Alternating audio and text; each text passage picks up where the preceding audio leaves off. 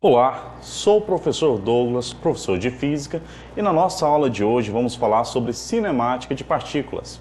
A cinemática de partículas ela faz parte de um tema maior da física, conhecida como mecânica, cujo seu estudo visa estudar os movimentos das partículas, dos corpos, e assim também como as ações que são influenciadas nesses movimentos. Tá?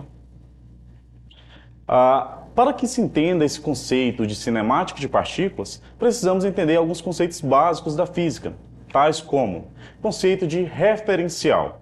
O referencial é um sistema de referência que é adotado para o estudo do movimento do corpo e a posição do observador que se encontra. Desse referencial, podemos notar dois conceitos básicos: o conceito de inércia, que significa parado, não possui aceleração, e o conceito não inercial, que possui aceleração. Quando falamos em um corpo que está em estado de inércia, podemos tomar como referência uma pessoa que está dentro de um carro. A partir do momento que o carro está em movimento, você está parado em referência ao carro. Em outro momento, a gente também pode tomar como referência um movimento não inercial, ou seja, o movimento possui aceleração. Então podemos tomar como referência nisso você estando no carro, esse carro está em movimento, porém, com relação aos prédios ao seu redor, eles estão parados, enquanto você está em movimento. Outro conceito muito importante nesse estudo de cinemática de partícula é o conceito de móvel, ou seja, todo aquele corpo que muda de posição com o decorrer do tempo. Tudo aquilo cuja cinemática ela pode ser estudada, como ponto material e corpo extenso. O ponto material são dimensões que são irrelevantes e o corpo extenso, dimensões que são muito importantes. Para que possamos entender melhor esses conceitos básicos da física, vamos ver detalhadamente cada um, trazendo alguns exemplos importantes para a nossa aula. O movimento e repousos relativos, Nosso primeiro movimento é o de ponto material. São corpos de dimensões desprezíveis quando comparado com outras dimensões dentro do fenômeno observado. Chamaremos um ponto material de móvel. Por exemplo, uma formiga em relação a uma calçada. Essa formiga, devido às suas dimensões, ela acaba se tornando desprezível quando comparação com a calçada. Outro exemplo seria um caminhão em relação a um campo de futebol. Esse caminhão ele acaba tendo uma dimensão desprezível quando comparado com a extensão desse campo de futebol. Corpo extenso. Os corpos extensos são dimensões que não podem ser desprezadas quando comparadas com outras dimensões dentro desse fenômeno observado. Por exemplo, uma formiga em relação a uma pequena pedra. Essa formiga, quando comparada com a pedra, suas dimensões ela acabam sendo necessárias, Pois essas dimensões elas não podem ser desprezadas. Um caminhão em relação a uma pequena rua, Então são dimensões ao qual não podem ser desprezadas e a este damos o nome de corpo extenso. Outro conceito muito importante é o conceito de trajetória. A trajetória é um caminho percorrido pelo móvel. Serve para definir uma trajetória que é preciso ir de um ponto de partida para outro ponto. O ponto inicial chamamos de marco zero, que é o ponto de observação. Toda trajetória a gente vai observar que depende do seu referencial adotado. Tomamos como referência uma pessoa que está parada observando um helicóptero em movimento.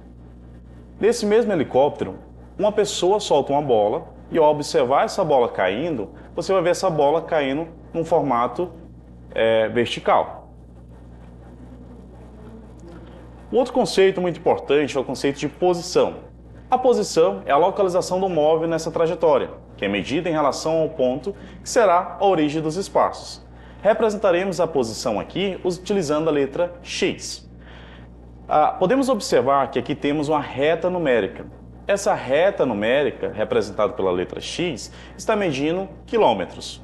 Então, nesta reta, a gente observa valores como 0, 10, 20 e 35 quilômetros.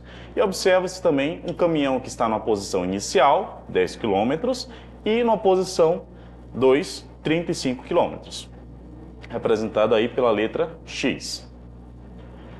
Podemos também representar como um dos conceitos básicos da física o deslocamento. O deslocamento é a variação da posição do móvel em um referido intervalo de tempo, representado pelo ΔS. Esse delta na física, costumamos dizer que ele representa uma variação, e o S seria o espaço. Então, quando eu trato a respeito de ΔS, estou me referindo à variação de espaço. Esse deslocamento ele pode ser calculado levando-se em consideração o espaço final, ou seja, a posição final, menos a posição inicial. Observando a figura que temos ilustrada nessa aula, podemos observar que o caminhão ele está na posição final de 35 km e ele saiu de uma posição inicial de 10 km. Quando calculamos esse deslocamento, subtraímos os valores 35 menos 10 e obtemos 25 km. O sinal que indica o sentido do movimento da variação de espaço é o sinal de maior ou menor. Quando a variação de espaço, o ΔS, for maior que zero, significa que o móvel está se deslocando a favor da trajetória, o que podemos concluir como sendo um movimento progressivo. Quando esse ΔS ele é menor que zero, esse móvel está se deslocando contra a trajetória. Aí damos o nome de movimento retrógrado. Podemos tomar isso como um exemplo utilizando esse móvel representado nessa figura. O móvel ele começa o movimento na posição menos 1 metro e termina na posição 3 metros. Qual foi o deslocamento escalar e qual a distância percorrida por esse móvel? Então, primeiramente devemos levar em consideração as posições iniciais e posição final. Então, podemos representar nossa posição inicial como sendo menos 1 e a posição final como sendo 3. A partir disso, para se calcular esse deslocamento escalar, levamos em consideração posição final menos posição inicial. Uma posição final é 3 e a posição inicial é menos 1, 3 menos menos 1, fazendo um jogo de sinal, de menos com menos, resulta em mais, teremos 3 mais 1 que resulta em 4. Então, esse deslocamento será de 4 metros. Quanto à distância percorrida por esse móvel, leva-se em comparação a distância da primeira posição para a última posição, que também é de 4 metros. Ao observar um segundo exemplo, podemos notar que o móvel começa o movimento na posição menos 1, vai até a posição 3 metros e termina o movimento na posição 2 metros. Quando o deslocamento escalar, e qual a distância percorrida por esse móvel? Então, a gente pode observar que esse móvel saiu de menos 1 e foi até 3 e voltou para o 2. Para se calcular esse deslocamento escalar, parte do mesmo princípio. Sempre vamos calcular o último movimento, a última posição, menos a posição inicial. Posição final que era 2, menos menos 1, teremos aí como resultado, fazendo o jogo de sinal, 3 metros. Ao se relacionar com a distância, a gente leva-se em consideração a posição em que ele se encontra, posição final, a quantidade de passos que foram dados. Então temos a distância percorrida que foi de 4 metros para frente, que foi um movimento progressivo, e 1 metro para trás, que foi um movimento retrógrado. Então devemos somar essas distâncias. Somando, teremos um total de 5 metros. Neste caso, a gente observa que para se calcular o movimento e o deslocamento de um corpo, devemos levar em consideração justamente esses movimentos progressivos e retrógrado, para que podemos dessa forma ter um entendimento melhor sobre esse movimento das partículas e dos corpos. Vejamos agora como que o nosso livro do Aprova Enem costuma cobrar isso em provas de Enem. Trazemos aqui na nossa página 75, na questão 9, uma questão que trata a respeito desse deslocamento. Vamos ler comigo?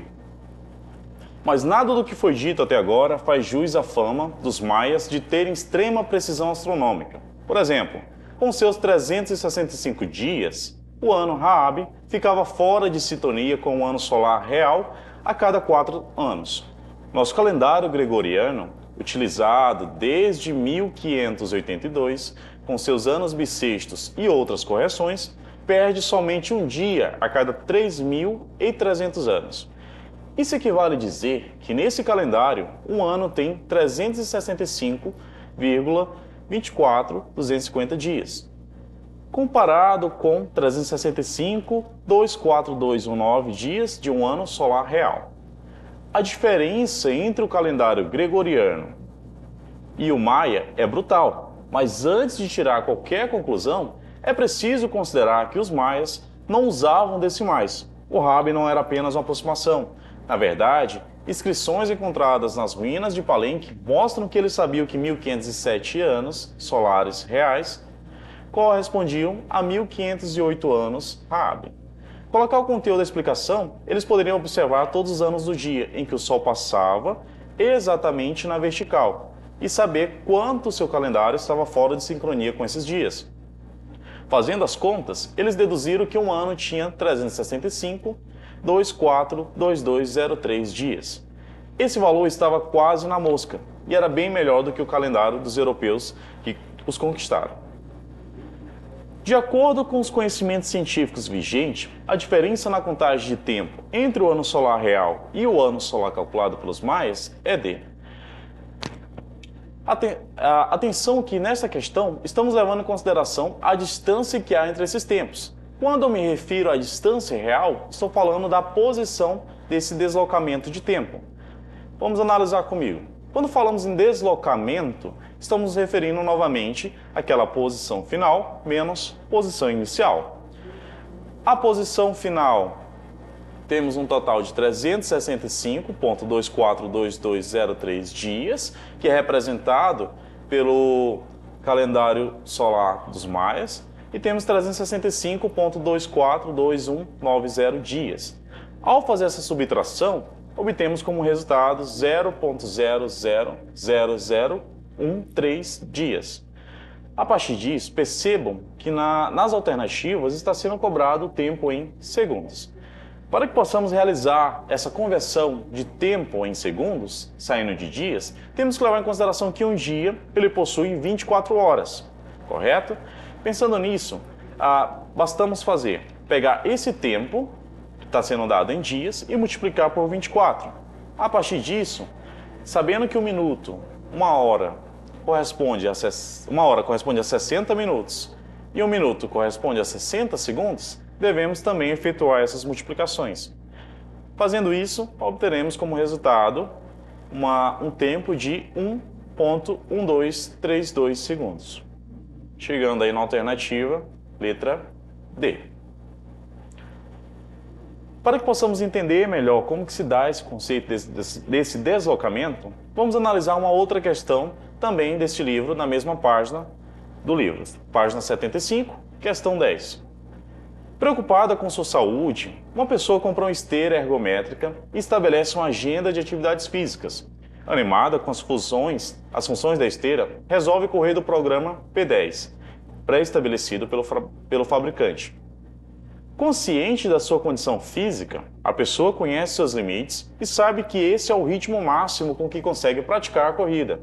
O programa P10 pode ser ilustrado pelo gráfico seguinte, no qual o eixo horizontal corresponde ao tempo de corrida em minutos, e o eixo vertical corresponde à velocidade da esteira, tendo como limite máximo o nível 12.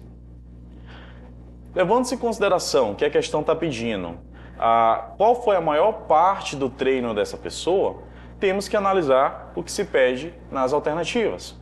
A gente observa que nas alternativas ele traz como sendo tempo em velocidades baixas, percurso em velocidades baixas, tempo nas maiores velocidades, dentre outros. Analisando o gráfico, podemos perceber que essa pessoa ela passou um bom tempo em 6, na velocidade 6, passou um certo tempo na velocidade 8 e também passou um tempo maior na velocidade 10. Analisando cada situação, podemos observar que essa pessoa chegou a obter 8 minutos na velocidade 6, 10 minutos na velocidade 8, 10 minutos na velocidade 10 e 2 minutos na velocidade 3. Podemos observar que essa pessoa, nesse tempo de treino, ela acabou levando o maior tempo em velocidades mais altas, como por exemplo, velocidade 8, velocidade 10, levando-se em consideração que a maior velocidade seria 12. Observando isso, será se eu poderia marcar a letra A, que corresponde a tempo em velocidade baixa? Obviamente não. Se ela passou maior tempo em velocidade alta, não podemos marcar a letra A. Letra B, percurso em velocidades baixas, já vimos que ela passou maior tempo em velocidades altas. Letra C, tempo na velocidade 6, Ela passou maior tempo na velocidade 6, será? Como podemos observar, ela passou apenas 8 minutos na velocidade 6, então não foi o maior tempo. Ela passou o maior percurso na velocidade 8, de acordo com a letra D? Não. Então, nos resulta como gabarito aqui nesta questão, o tempo nas maiores velocidades, e foi a alternativa E, né? Podemos concluir aí, como gabarito da questão, essa alternativa. Temos como referência, para a nossa aula de hoje, a coletânea do Aprova Enem, primeira edição, da Editora Moderna 2015. E, para a nossa aula, ficamos por aqui por hoje. Obrigado, até a próxima aula.